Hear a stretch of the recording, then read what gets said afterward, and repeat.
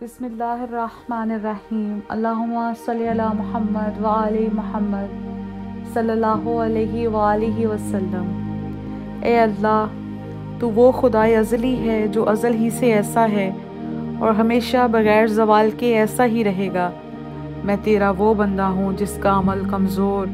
اور سرمایہ امید زیادہ ہے۔ میرے ہاتھ سے تعلق و وابستگی کے رشتے جاتے رہے ہیں، مگر وہ رشتہ جسے تیری رحمت نے جوڑ دیا ہے، اور امیدوں کے وسیلے بھی ایک ایک کر کے ٹوٹ گئے ہیں، مگر تیرے عفو درگزر کا وسیلہ جس پر سہارا کیے ہوئے ہوں،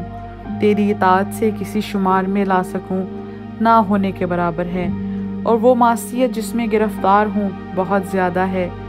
تجھے اپنے کسی بندے کو معاف کر دینا، اگرچہ وہ کتنا ہی برا کیوں نہ ہو، دشوار نہیں ہے، تو پھر مجھے بھی معاف کر دے۔ اے اللہ، تیرا علم تمام پوشیدہ اعمال پر محیط ہے، اور تیرے علم و اطلاع کے آگے ہر مخفی چیز ظاہر و آشکار ہے، اور باریک سے باریک چیزیں بھی تیری نظر سے پوشیدہ نہیں ہیں، اور ناراض ہائے درون پردہ تجھ سے مخفی ہیں۔ تیرا وہ دشمن جس نے میرے بے راہ رو ہونے کے سلسلہ میں تجھ سے مہلت مانگی، اور تو نے اسے مہلت دی، اور مجھے گمراہ کرنے کے لیے روز قیامت تک فرصت طلب کی، اور تو نے اسے فرصت دی، مجھ پر غالب آ گیا ہے۔ اور جبکہ میں ہلاکت کرنے والے صغیرہ گناہوں اور تباہ کرنے والے کبیرہ گناہوں سے تیرے دامن میں پناہ لینے کے لیے بڑھ رہا تھا، اس نے مجھے آ گرایا، اور جب میں گناہ کا مرتکب ہوا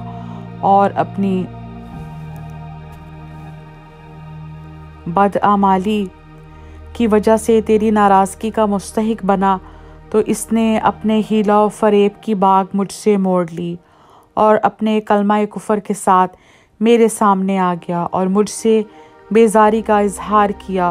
اور میری جانب سے پیٹھ پھیر کر چل دیا، اور مجھے کھلے میدان میں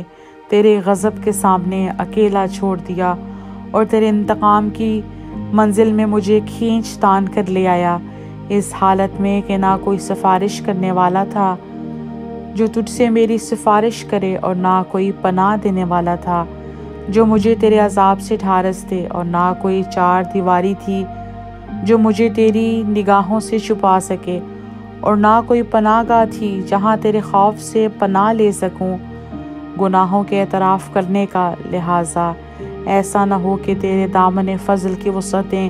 میرے لیے تنگ ہو جائیں، اور عفو درگزر بھی مجھ تک